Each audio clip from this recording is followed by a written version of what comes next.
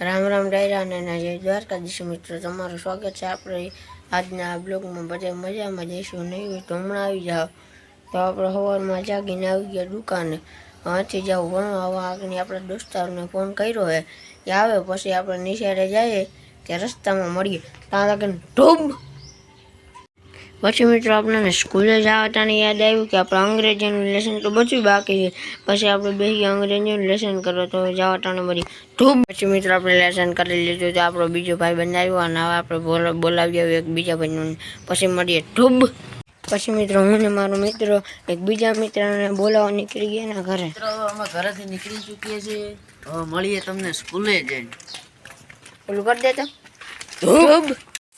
જો મિત્રો આપણો આ ભાઈબંધ માવો સોરે કેમ કે બાકી માથે ઝાંખો આવે કે નહીં. કામની કોઈ આપણે સવારમાં જતા હતા, માવો તો ખાવો પડે ને. તો આપણે સ્કૂલે જઈને સીધા અમુક ટાઈમમાં બ્લોગ બનાવીએ, ત્યાં મળીએ ઠૂબ.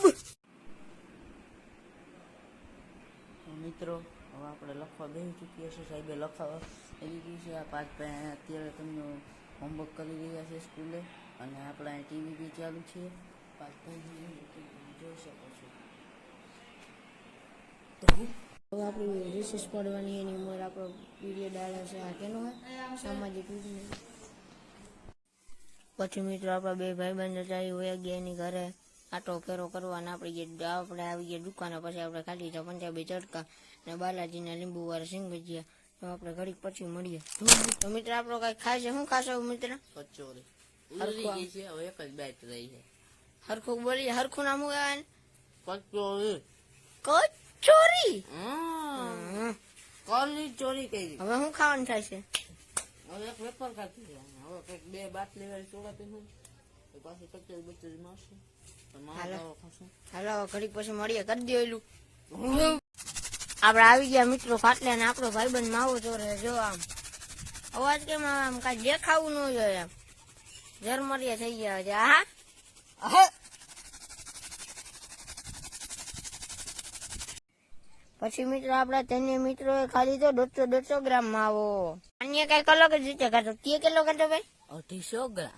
આમાં હતો તો કિલો એક જ. પછી મિત્રો આપણે ઘરેથી આવીને ખાઈને આવીને બપોર આજ બ્લોગ નું ઉતાર્યો. આપણે આ કઈ બ્લોગ આવશે તો આપણે ખાઈ લીધી છે કચોરી. પછી મિત્રો આપણે પી લીધી કાયમની ઘરે ગોલીવાળી સોડા. પછી મિત્રો આપણે બનાવવા માંડ્યો આપણે ખાવાનો માવો.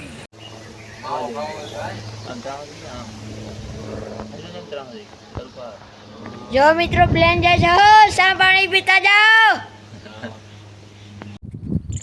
પછી હું ને મારો મિત્ર નીકળી ગયા પાણી ભરવા. એક એની પાસે કેલ્બો પાછળ ને એક મારી પાસે કેલ્બો છે. તો આપણે ત્યાં જઈને મળીએ ઠૂબ. પછી મિત્રો આપણો આ કેલ્બો ભરાવા માંડ્યો ને આ કેલ્બો આપણો ભરાઈ ગયો. પછી મિત્રો આપણે દુકાને આવીને જોયું, પાણી ભરીને આવીને જોયું તો આ તો હબો ખોખું ભર્યું છે. એટલે આજ આપણે માવા નથી બનાવ્યા. તો આપણે ઘડીક પછી મળીએ ઠૂબ. તો મિત્રો હવે આપણે કાયમની ઘોડે નીકળી ગયા માણાવદર માલ લેવા. નાશે આપણી કાયમની ઘોડે આપણે ભેગી ગયા આવી ગઈ ગોલીવાળી સોડા.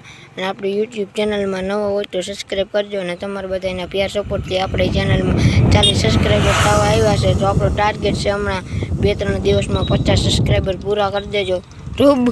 મિત્રો આપણે ભોગી ગયા હતા માણાવદરને. આપણે રસ્તામાં મળી ગયા હતા ગોલીવાળા સોડાવાળા ભાઈ. તો આપણે એના કારખાને ન જવું પડ્યું અને આપણે એને ઠાલી આપી દીધી ને વરી લઈ લીધી. આપણે પછી આમાં ઘડી કાંટા ભરા માલ લઈને પછી મળીએ ઠૂબ. આપણે લઈ લીધી રાજશ્રી, ખેડૂત અને ઓલી હું કે મહેક લઈ લીધી. પછી મિત્રો આપણે લઈ લીધું બધું ફરસાણ. પછી મિત્રો આપણે લઈ લીધી રાજશ્રી. પછી મિત્રો આપણે ભોગી ગયા ગોપાલની, હા બાલાજી hay છે ને, બાલાજીને માલ લેવા ભોગી ગયા ને બધું લઈ લીધો આપણે થોડો ઘણો માલ. અને હજી ભાઈ તો અડધો માલ કાઢે છે. પછી મિત્રો અડધો સામાન ડેકીમાં અને અડધો સામાન આગળ રાખી અને આપણે નીકળી ગયા આપણા ગામ તરફ.